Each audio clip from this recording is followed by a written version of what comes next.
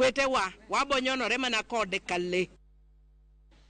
Jaod bura ma Suba North Caroli Omondi gi nyawadgi Esther Passaris ma Nairobi kod jaod bura ma Dagoretti North Beatrice Elachi ochano chwalo paro mar chike od bura ma geng'o timbe mag weg tije tiyo gi thuolo margi marach e manyo bedo achiel e yor hera gi ji makwayo gi tich.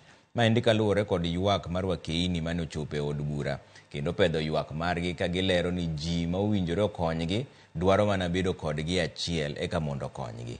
Giywak ni mondo keti chik mabiro miyo gi ageng'a kendo biro neno ni ji madwaro resruok kod konyruok mamoko ok ochun gi timo richo.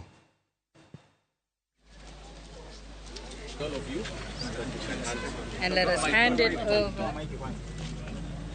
Joma mine yudo tabu e yore mopogre opogre ka jomoko neno ni nyaka gigogi pas eka giyud gima gidwaro. Obed gir pi, obed kata timo sport, obed tich, obed kata mana rech miuso, to gini pok obedo ni ondik maber e chikewa mag Kenya ni en atia. Koro wadwa ni wakete buge chike ni kiketo ikawo ng'ama miyo tichuno mitimo ne gima kamano kokimiye gima dwaro mani itimo richo.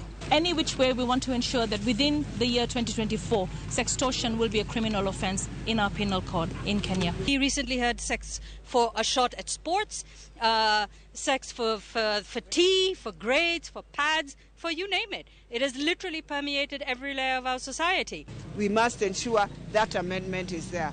So for us, even as we receive this petition, we are saying we have done the amendments that we want, and we are hoping the Speaker will allow us to table this petition in the afternoon, which will be done by Esther Passaris, and for us, we will just begin to give in more views about it.